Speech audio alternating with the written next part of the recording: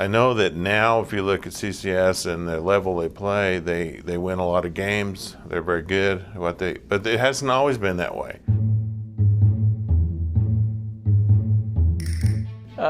God sent him.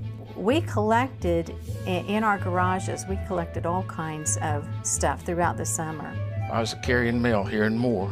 I stepped across the street to deliver mail, and there was a garage door that was open. Our postman came by and saw all this football equipment in the garage. And I just looked at that and thought, Here I was cleaning. And this man stepped out of the garage. And he began to talk to my husband. And I said, "Sir, do you coach football?" And he had been looking for a Christian school that he could coach football. He said, "No, I coach basketball, but we're starting a new program at Community Christian School, and I'm going to be helping coach football."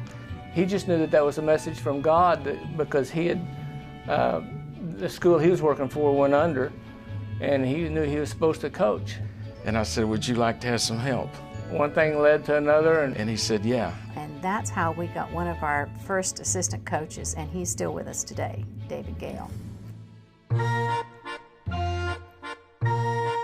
I can remember the very first team that we coached. Our kids ranged from 95 pounds to, we did have one about 230 pounds. And there was just 12 kids. And I remember asking, have any of y'all ever played football before? And only one that I remember raised his hand. And that was little George Bischoff. He's about 5'1", weighed 95 pounds, and he was in the 8th grade. And so we made him quarterback. And I remember the first football game when we went to Wacomas. I don't know who scheduled it. Those guys were probably an average of 220 pounds. 235. 250 pounds. And we were fortunate to survive that game. Before our game ever happened that summer, we bought used football uniforms and sewed them. We didn't have a really big budget for football then. And they were just in shambles. Football equipment's pretty expensive. And so we sewed them up. The ladies got together and we repaired them. Mom spent all summer measuring and cutting and sewing, and so we got to our first game. I think we probably used the wrong kind of thread, you know, because they didn't hold up very good. About halfway through the first quarter, our jerseys started tearing up. There was a lot of screams from the crowd when they got ripped off. And moms were hollering at the other team, "Don't tear the jerseys!" And boy, they were just getting all over that other team.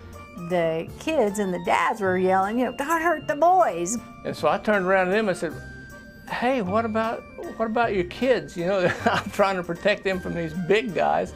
They said, "Oh, don't worry about that. We'll get them later." We spent all summer doing these jerseys. The thing I remember most was going home on the bus, and I looked around at those kids and I thought, half these kids won't even show up for practice on Monday.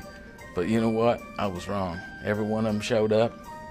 They had a heart and a desire to play football, and that was the foundation of community Christian football. When you look back and you see things,